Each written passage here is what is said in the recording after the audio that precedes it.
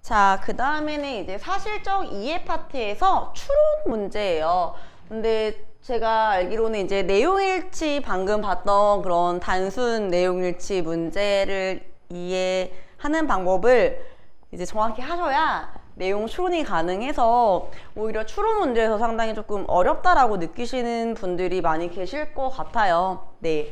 그래서 지금 추론 문제 푸는 방법은 얘는 조금 더 생각을 해야 되는데 이때 생각을 하실 때 그냥 그냥 이제 자유연상기법 이런 게 아니라 여기에 나와 있는 내용 일치로 뽑았던 그거를 가지고 종합해 내시는 게 추론 문제 유형인 것 같아요. 그래서 결과적으로 제가 봤을 때 아무래도 가장 처음에 말씀드린 독해 방법이 제일 중요하다라고 저는 확신합니다. 추론 문제 한번 봐볼게요. 정말 그렇게 해서 풀 수 있는지 볼까요? 추론 문제라고 해서 지금 다 난이도가 높은 건 아니에요. 지금 추론 문제는 8번, 9번, 13번, 14번 정도로 꼽히는데요. 제가 오늘 준비한 거는 보니까 그 정도. 자, 그래서 여기에서 8번 문제라던가 9번 문제 굉장히 쉬워요. 그 다음에 13번 문제가 조금 까다로웠을 수도 있지만 여기에서는 딱 두 가지만 잘 잡으시고 개념을 정확하게 이해하셨다면 어렵지 않았을 거라고 생각합니다. 자, 14번 문제도 힌트는 항상 같아요. 맨 마지막. 진짜예요. 제가 또 한번 보여드릴게요. 자, 넘어가 볼까요? 자, 8번 유형이에요. 자, 이제 추론은 어떻게 풀어야 되느냐 한번 볼게요. 자, 추론할 수 있는 것 이렇게 나와요. 추론 문제거든 이렇게 나와요. 사실적인 이런 단순 내용일치 아니거든 나오지만 저희는 그렇게 쫄릴 필요는 없어요. 어차피 비슷비슷해요. 조금 더 어려울 뿐이에요. 자, 근데 얘는 좀 쉬웠어요. 볼게요. 기계식 한글 타자기를 구현하는 것이 어려운 이유는 크게 두 가지가 있대요. 그럼 지금부터 기계식 한글 타자기에 대해서 얘기를 할 건데 얘가 어려운 이유가 두 가지가 있어. 자, 첫째, 영문 타자기는 한 알파벳을 찍을 때마다 종이가 한 칸씩 움직인대요. 자, 그러나 한글은 자음과 모음을 조합하여 초성, 중성, 종성을 한 음절로 모아 쓰는 문자이므로, 자, 음절이 뭐예요, 여러분? 음절이란 글자 하나하나를 말하죠. 그죠? 자, 타자기가 하나의 자음 또는 모음을 찍을 때마다 종이가 한 칸씩 움직인다면 받침을 제자리에 찍을 수 없다. 첫 번째 문제가 뭔가요? 종이가 자모음 하나씩 찍을 때마다 한 칸씩 움직인다면 받침을 제자리에 찍을 수 없다. 이게 문제네요.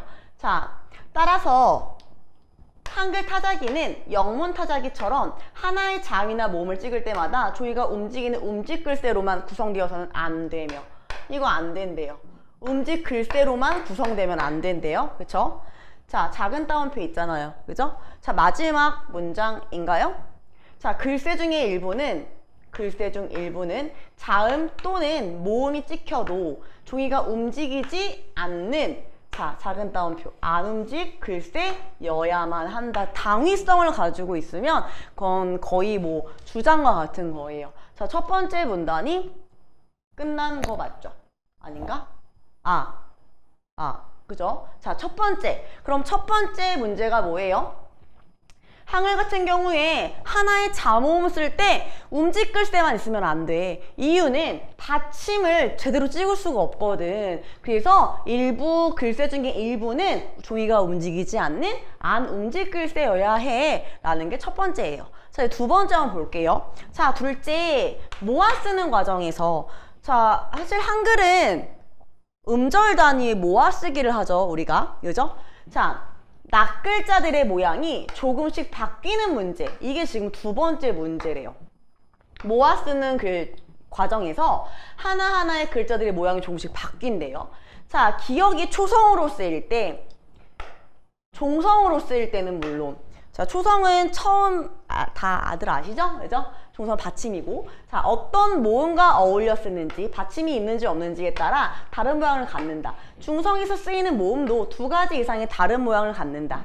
자, 마지막이에요. 이러한 모양을 다 구현하는 타자기를 만들려면 적어도 300개 이상의 글쎄가 필요하다. 이건 되게 불가능하잖아요. 그죠? 자, 이런 문제로 인해 한글 타자기는 적절한 글쎄 수를 결정할 필요가 있었다. 자, 5벌씩 나왔어요. 그 다음에 4벌씩이 나왔죠. 자, 지금도 구분합니다. 자, 5벌씩 타자기의 경우. 이거 했을 때 이거 이해하시는 게 아니라 여기 어차피 다시 한번 와야겠구나라고 하실 수가 있어요.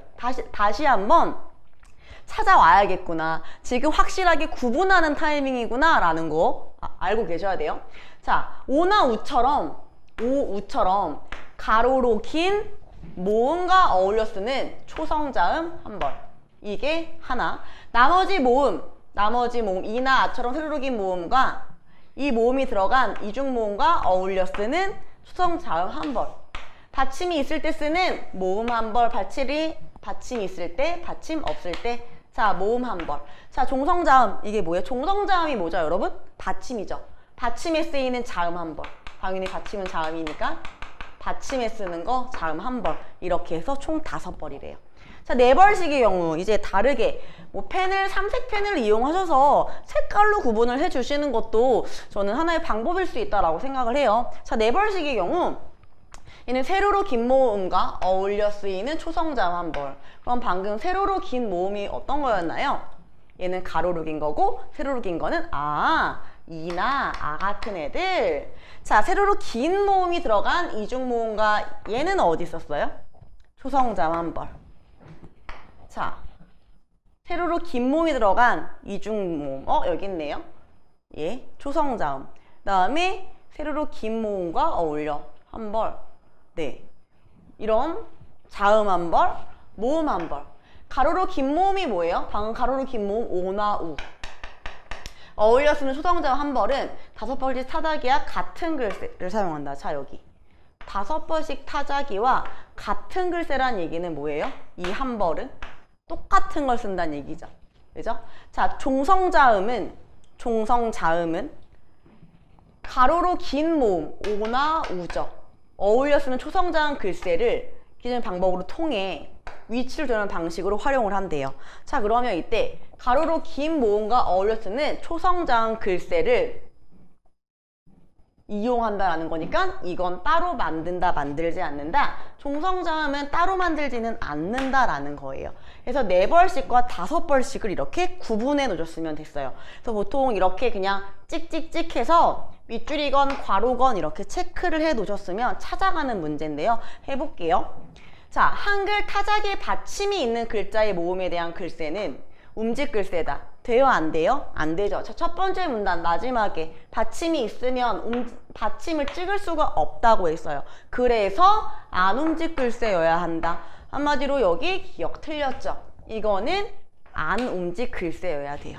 자, 니은 5벌씩 한글 타자기에서 밤이라는 글자의 아를 쓰기 위해 사용하는 글쎄와 그러면 아는 뭐죠? 어디 있어요? 여기. 세로로 긴 모음과 어울려 쓰는 초성자음 한 번. 자, 네, 모음 어디 있죠? 모음이 어디 있을까요? 밤. 받침이 있잖아요. 받침이 있을 때 쓰는 모음 한 벌. 그럼 얘는 받침이 있을 때 쓰는 모음 한 벌. 자, 그 다음에 나는 받침이 없을 때 쓰는 모음 한 벌. 그죠? 네, 이건 다르다. 이거랑 다른 거죠. 그렇기 때문에 얘는 정답이네요. 그죠? 저 1, 2, 3, 4, 5로 해놓은 걸 그랬어요. 자, 5번째 한글 타자기에서 꿈이라는 글자의 미음을 쓰기 위해 사용하는 글쎄래요. 자, 꿈의 미음이 뭐죠? 종성자음 글쎄이네요. 그럼 5벌에서 종성자음 여기에요. 이거 한 벌 따로 있죠. 얘 같은 경우에. 자, 목이라는 글쎄의 미음. 자, 얘 같은 경우는 뭐예요? 가로로 긴 모음의 자음. 여기 초성자음 한 벌. 여기네요. 사용하는 글쎄는 다르지만 여기까지 맞는 말 확인하셨죠? 종성자음하고 쟤하고는 다르니까. 자, 4벌씩에서는 같다 이랬어요. 그럼 4벌씩 가볼까요? 자, 4벌씩은 여기 가로로 긴 모음과 어울려 쓰이는 얘 한 벌은 5벌자하고 똑같대요. 근데 종성자음은 가로로 긴 모음과 그럼 지금 이거 어때요? 가로로 긴 모음이죠. 그죠? 그 다음에 이거 종성자음이죠. 이거 두 개가 같다.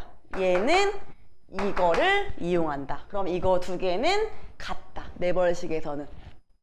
이해되세요? 자, 그래서 답은 니은하고 디귿이 됩니다. 답은 니은 디귿. 4번 이렇게요. 자, 그럼 이거는 이해하는 문제예요. 여러분 뭔가 막 사고력을 요하나요? 여러분이 걱정하셨던 정말 난이도가 있다는 추론 문제인가요? 아니죠. 굉장히 단순한 내용일치 문제예요.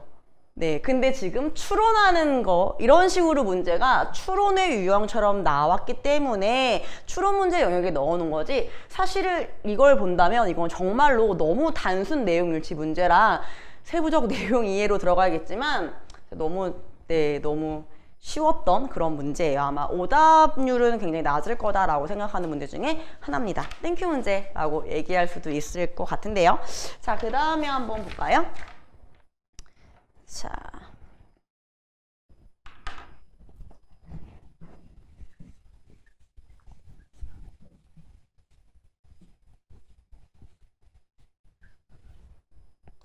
자, 9번 문제. 저 이거 되게 재미있었어요. 되게 재미있고 빠르게 풀었던 문제예요. 여러분도 아마 그러실 수 있을 거예요. 자, 이게 어렵지 않은 게 기억을 이끌어내기 위해서 추가해야 하는 전제로 가장 적절한 거래요. 자, 그러면 여러분 볼까요? 추가를 해야 한다고 했어요. 그러면 기존에 있던 건 넣으면 돼요? 안 돼요?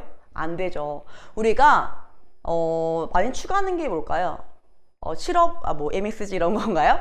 그런 걸 생각해 봤을 때 우리가 뭔가 추가한다라는 건 기존에 없는 걸 넣는다라는 느낌이시죠.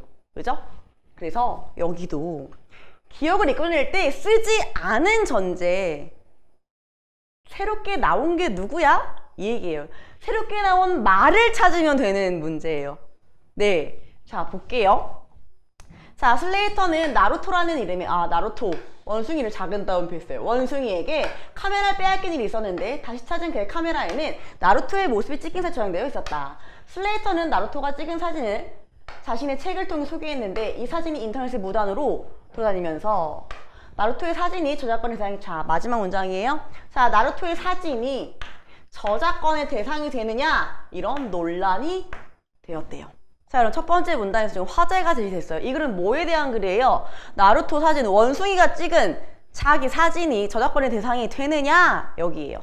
자, 논란의 초점은요, 포커스, 논란의 초점은 나루토의 사진이 과연 셀카인가 하는 것이었다. 첫 번째 문장이죠. 자, 잘 보셔야죠. 나루토 사진이 셀카냐, 이게 중요하겠네요. 그러면 저작권의 대상이 되냐, 되지 않느냐, 셀카냐 아니냐. 자, 셀카는 자신의 모습을 담으려는 의도로 스스로 찍은 사진이며, 그러면 셀카가 되기 위해서는 내 모습을 담으려는 의도가 있어야 되고, 내가 스스로 찍은 사진이어야 되고, 그렇기에 셀카는 그러므로 저작권의 대상이 된다. 지금 결론이 나왔죠. 이게 통념이 뭐죠? 일반적인 사람들의 생각을 통념이라고 해요. 자, 나루토가 찍은 사진이 지금 문제가 되는 건 얘잖아요. 셀카가 만약에 셀카가 아니라면 저작권의 대상이 되지 않을 것이래요. 자, 나루토가 찍은 사진이 셀카로 인정받으려면 지금부터 뭐예요? 전제 조건 깔린다는 얘기죠. 전제 찾아요, 전제. 자, 첫 번째 전제. 그가 카메라를 사용하여 그 자신의 사진을 찍었을 뿐 아니라, 그럼 첫 번째, 자기 자신을 자기가 찍어야 돼요. 이거 플러스 1번. 자, 찍을 때 자기 모습을 찍으려는, 자, 또 2번 나왔죠, 이 말. 방금 전에 아까 나왔잖아요, 셀카 할 때. 의도가 찍으려는 의도, 이게 2번. 플러스 하나 더 나오네요. 그 의도를 실현할 실현 능력이 있어야 돼, 3번. 이게 셀카의 전제예요. 이게 깔려 있어야 저작권의 대상이 된다라고 말할 수 있죠. 결론을 내릴 수 있죠. 자, 슬레이터는 나루토가 이런 의미의 셀카를 찍었다고 주장을 하지만 이는 인간의 행위를 원숭이에게 집어넣는 바람에 빚어진 오해래요. 자, 그러면 그러나, 하지만, 그런데 뒤에 중요하다고 말씀드렸죠? 하지만 이건 오해다. 이 얘기는 저작권의 대상이 될 수 없다는 거예요. 그럼 왜 그런지 이제 얘가 얘기를 해주겠네요. 자, 자아가 없는 나루토가 한 일은 이랬어요. 그럼 지금 갑자기 새롭게 등장한 게 뭐예요? 자아가 없는 나루토가 한 일, 사진은. 얘가 찍은 사진, 셀카는 단지 카메라를 조작하는 인간의 행위를 흉내낸 것이기 때문이다. 따라서 나루토 사진은 저작권 대상이 될 수 없다. 그저 카메라를 특별히 잘 원숭이에서 뿐이다. 이랬어요. 그러면 이게 성립하려면 뭘 추가해야 되니에요. 지금 전제 3개 중에 없는 게 뭐예요? 자아가 없다는 거죠. 그럼 볼게요. 자아를 가지지 않으면서 자아가 없다는 건 맞죠? 인간의 행위를 흉내낼 수 없다? 지금 흉내 냈잖아요. 틀렸죠. 자기 모습을 찍으려는 의도가 있었는 것은 자아를 가졌다. 의도가 있어야 되는데 자아가 없기 때문에 안 된다고 말했죠. 그럼 자아가 있다는 거다. 이게 바로 전제예요. 여기 지금 4개의 자아 없었죠. 의도는 있었는데. 그래서 답은 2번이에요. 이렇게 찾는 방법도 있고요. 아, 저는 그냥 내용 일치를 찾아볼까요? 하시는 분들은 생각해 보시면 돼요. 자기 모습을 찍으려는 의도를 실현하는 능력이 있는 경우에만 자아를 가진다. 지금 이 원숭이는 의도도 있었고 실현 능력도 있었어요. 그러니까 셀카를 찍었겠죠. 하지만 뭐가 없어요? 자아가 없었기 때문에 안 되는 거죠. 그래서 틀린 거예요. 자기 모습을 찍으려는 의도가 있다는 것은 의도, 사진에 대한 저작권이 있다는 거다? 의도만 있다고 저작권이 있다는 거예요?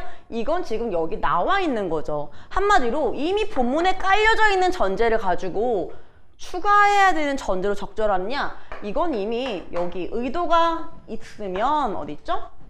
의도가 있어요. 그게 바로 저작권, 셀카에 나오잖아요. 의도로 자기가 찍은 사진이면 저작권의 대상이다. 이건 이미 바탕에 깔려있는 전제지 새롭게 추가해야 되는 전제는 아니에요. 그래서 4번도 틀려요. 자기 모습을 찍으려는 의도를 실현할 능력이 없으면서 인간의 행위를 흉내낼 수는 없다.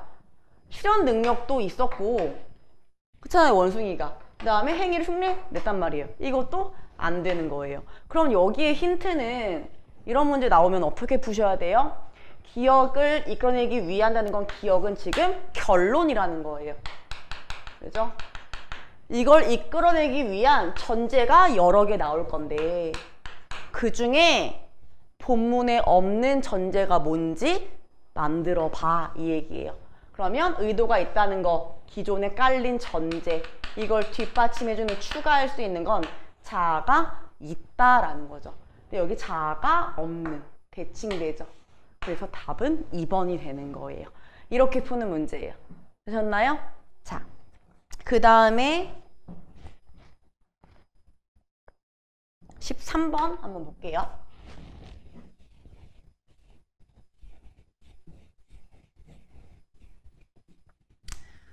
자, 철학 지문 같은 느낌 좀 드세요? 무신론자 나오고 갑자기 윤리 쪽 막 철학 쪽 느낌이 좀 나요.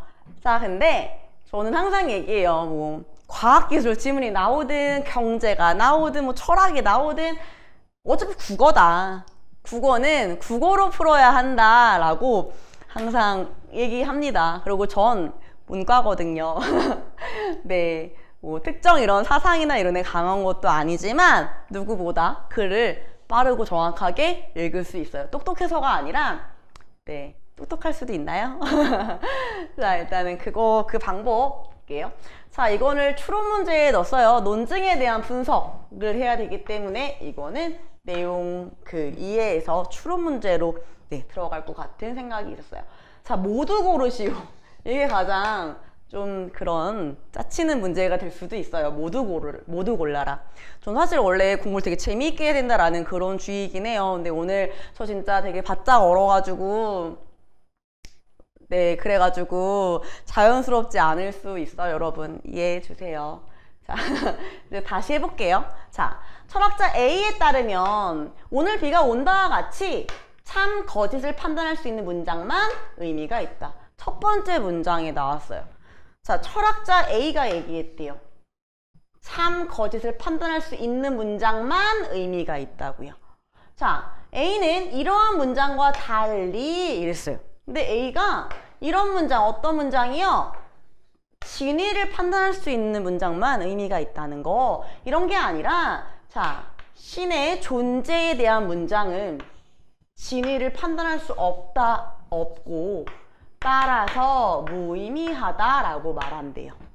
하지만 그가 누구예요? A는 자신이 무신론자도 불가지론자도 아니라고 한다. 그러면 이때 A는 무신론자도 아니요, 불가지론자도 아니래요. 다음과 같은 다음은 이와 관련된 A 논증, 논리적 증명이 나오겠다고 얘기를 하네요. 그러면 A를 정리하면 뭐예요? 여기가 핵심이죠. 신의 존재에 대한 문장은 참, 거짓을 판단할 수 없기 때문에 무의미하다. 그럼 여기 핵심을 꼽자면 참 또는 거짓을 판단할 수 없다면 얘는 무의미하다. 자, 여러분 논리 문제 많이 풀어보셨죠? 자, 항상 반대 상황에서도 이해하실 수 있어야죠.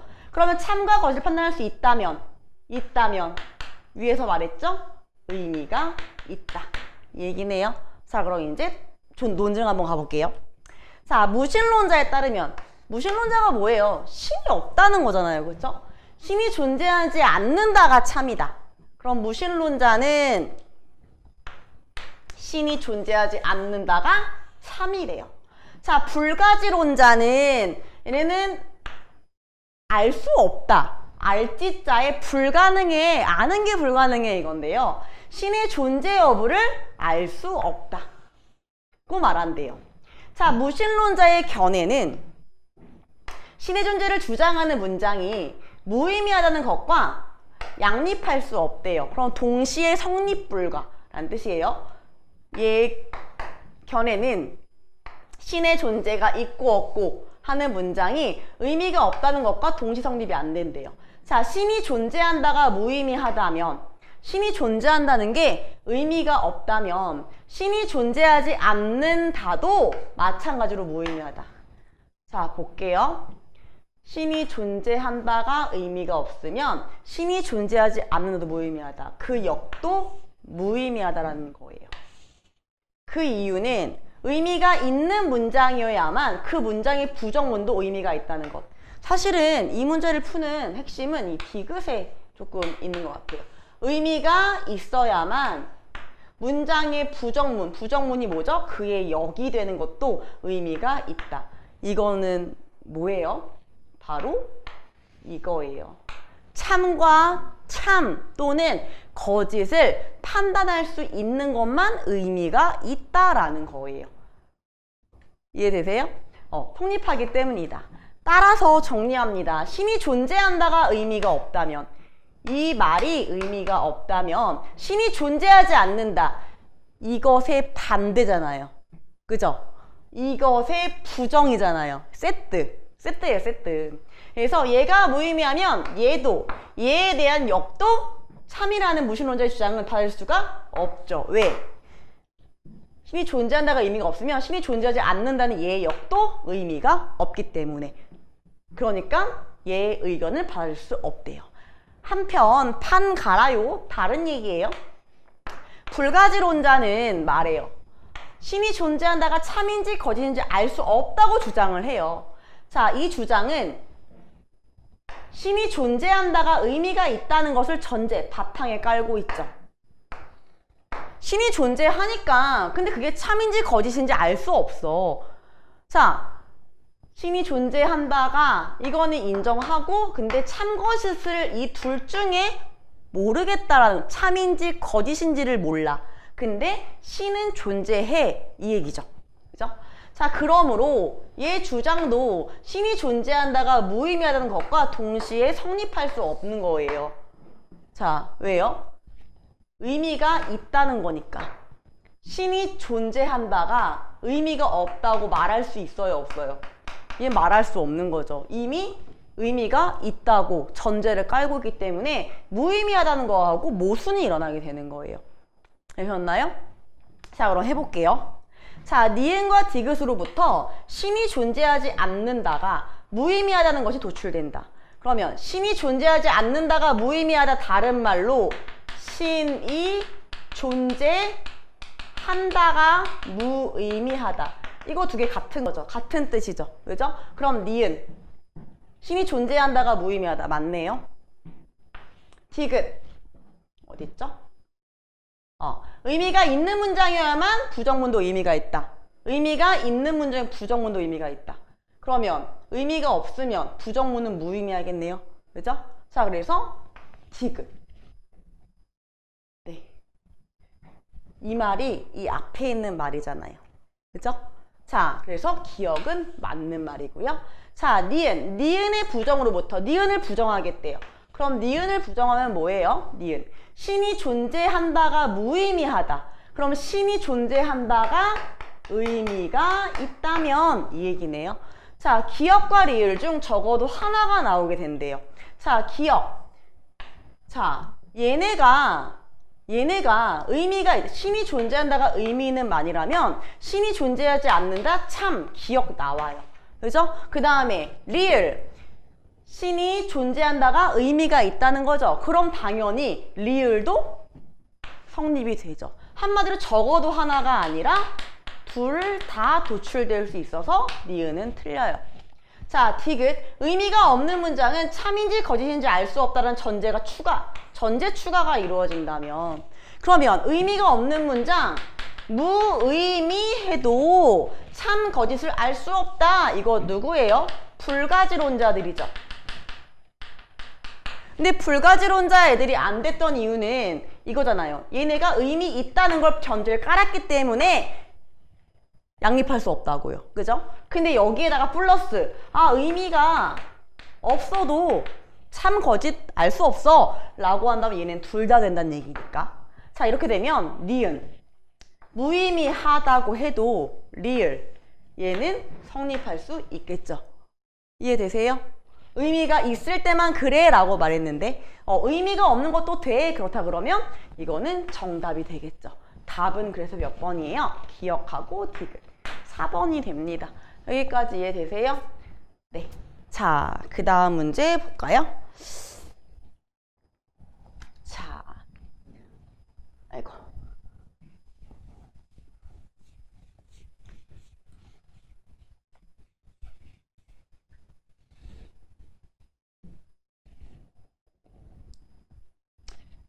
자, 다음 글의 실험 결과를 가장 잘 설명하는 것.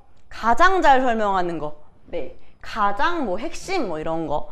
자, 보면 얘 같은 경우에는 사실은 이 아래 이쪽에다가 해야 될까요? 옆에다가 이렇게 빨리빨리 이렇게 숫자로 적어 놓으시거나 이렇게 좀 더 이해가 빠르셨을 수도 있고요.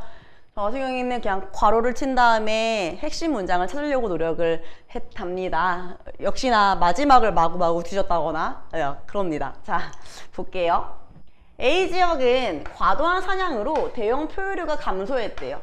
자, 이러한 대형 포유류 감소는 식물과 동물 간의 상호작용 감소로 이어져 식물 생태계에 부정적 영향을 줄 수 있다는 주장이 제기되었다. 자, 식물 생태계 유지에 중요한 상호작용 중 하나는 식물 이외의 생물에 의한 씨앗 포식이다. 자, 여기서 포식은 지금부터 중요할 거라는 거 느낌 오세요? 자, 식물 생태계 유지에 중요한 상호작용 중에 하나가요. 식물이 아닌, 식물 말고 생물에 의한 씨앗 포식이래요. 여기서 작은 다음에 떴어요. 포식이란 동물이 씨앗을 먹는 행위, 동물이 씨앗 먹는 거 플러스 곤충과 같은 작은 동물이 일부를 갉아먹는 행위 플러스 진균류에 의한 감염까지 포함한다. 그러면 포식에는 동물, 곤충, 진균류 이렇게 범위가 되게 넓죠. 자, 포식된 먹힌 씨앗은 겉의 일부가 손상되는 효과 등으로 인해 발화 가능성이 높아진다.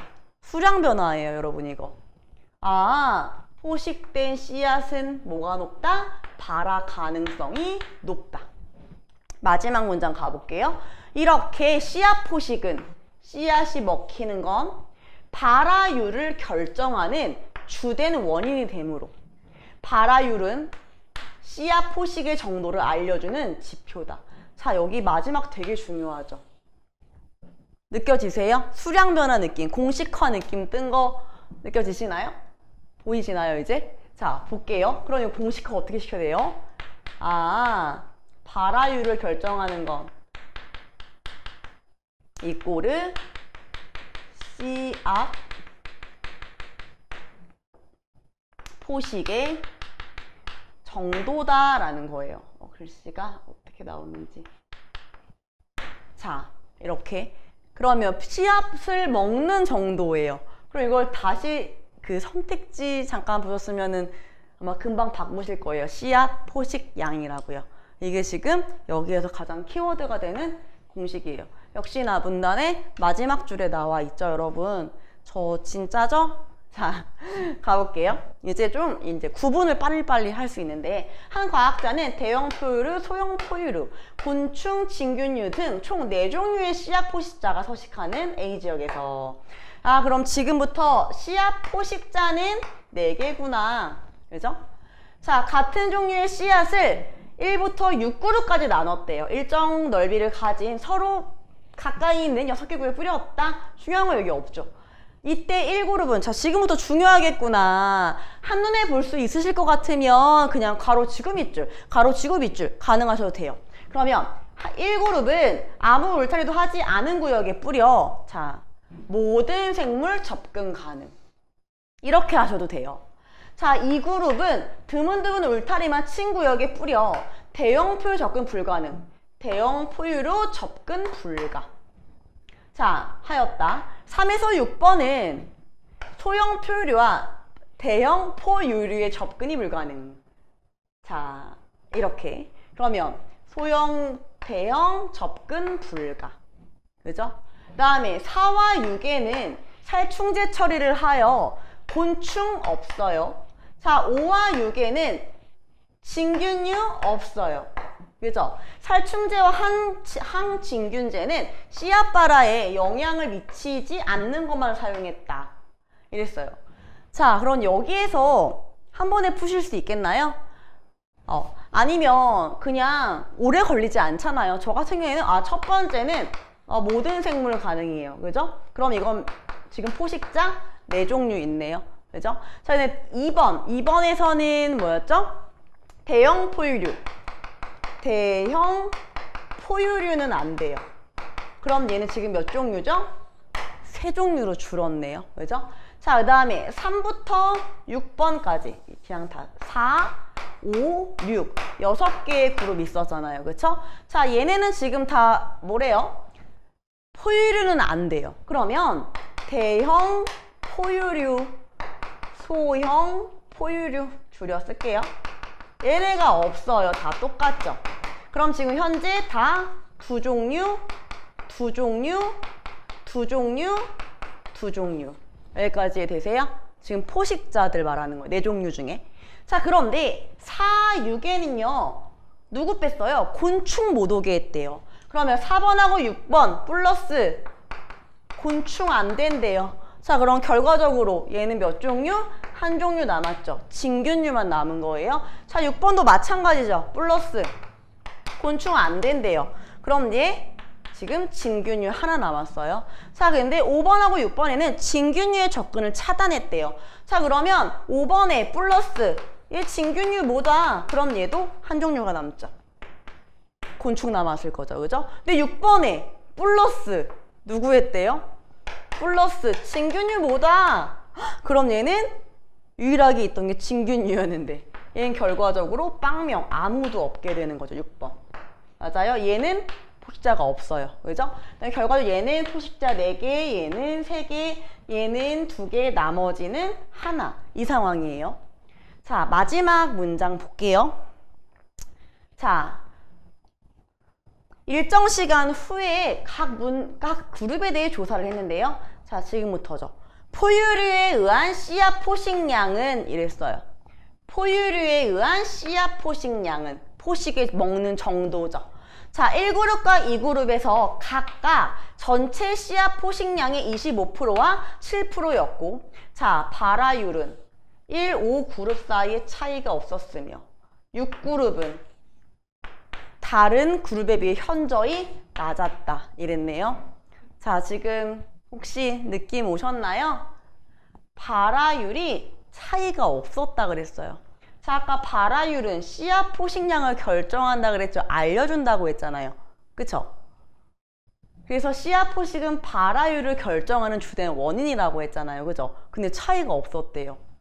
당연히 지금 씨앗 포식자의 종류, 포식자들이 줄었음에도 불구하고 이 집단 5번, 6번 그룹을 뺀 1번부터 5번 그룹까지는 뭐가 없대요? 발화율 차이가 없었대요.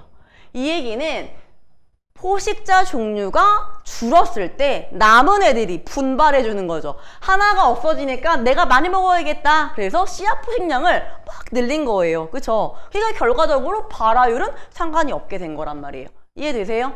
네, 되게 깔끔한 문제예요, 이 문제. 자, 그래서 발화율 차이가 없었어. 이 얘기는 누가 빠지면 나머지 애들이 포식량을 늘린다는 거네요. 그죠? 자, 그러면 포식 정도는, 전체 포식량은 변하지 않겠네요. 선택지를 한번 볼게요. 자, 한 종류의 씨앗 포식자가 사라지면 남은 씨앗 포식자의 씨앗 포식량이 증가하여 전체 씨앗 포식량은 변화하지 않는다. 이게 어디 있어요? 느낌 오셨어요? 발화율이 차이가 없다고 얘기했죠. 자, 그러면 발화율은 씨앗 포식량을 알려주는 지표예요. 자, 씨앗 포식량이 많으면 발화율이 높아지는 거기 때문에 네, 같죠. 발화율이 차이가 없었으면 전체 포식량도 차이가 없다라는 걸 의미해요. 자, 그래서 답은 몇 번이에요? 1번이죠. 그래서 포식자들이 사라졌지만 1번부터 5번까지 발화율이 차이가 없었기 때문에 전체 포식량은 차이가 없었다라는 거죠. 그러니까 남아있는 애들이 마구마구 먹어주는 그런 경우예요. 그죠? 자, 2번. 한 종류의 씨앗 포식자가 사라지더라도 남은 씨앗 포식자의 포식량은 변하지 않는다. 당연히 씨앗 포식량은 변화하겠죠. 그러니까 이걸 맞춰준 거죠. 얘가 사라졌을 때 얘가 없는 만큼 내가 많이 먹어줬으니까 이렇게 포식량이 변하지 않은 거예요. 그럼 이 얘기는 남은 애들이 열심히 먹어줬다는 얘기예요. 그죠? 자, 그 다음에 3번. 씨앗 포식자 중에 포유류가 사라지면 남은 씨앗 포식자의 씨앗 포식량이 변화한다. 자, 포유류가 사라졌어요. 여기요. 근데 지금 얘네 3, 4, 5 다 똑같잖아요. 포유류 없는 애들. 하지만 얘네는 차이가 없기 때문에 변화하지 않아요. 자, 씨앗 포식자의 종류가 늘어나면 기존 포식자의 씨앗 포식량이 변화한다 이랬어요. 자, 종류가 늘어난다면 포식량이 변화한다. 자, 이거는 여기 이렇게 역으로 보시면 되겠죠. 3번 얘네는 2명이었는데 3명, 4명 가봤자 발화율의 차이가 없다는 얘기예요. 그러면 전체 포식량도 차이가 있다 없다? 없다라는 거니까 변화한다 틀렸죠. 자, 5번 포식자가 있고 없고와 관계없이 씨앗 발화율은 변하지 않는다 그랬어요. 자, 그러면 여기는 극명하게 6번에는 없잖아요. 포식자 없죠. 그렇기 때문에 이때 씨앗 발화율이 변하지 않은 틀린 말이죠. 극명하게 어디요? 현저히 6번째 그룹은 현저히 낮다. 여기서 틀렸다라는 걸 유머 관계 있구나. 틀렸다라는 걸 알 수가 있어서 14번의 답은 1번이 되겠습니다. 자, 이해되시나요? 네. 자, 일단은 추론 문제는 이제 된 것 같아요. 네. 사실적 이해에서 추론 문제. 네. 대표적으로 이 정도. 자, 그 다음에 파트를 한번 넘어가 볼게요.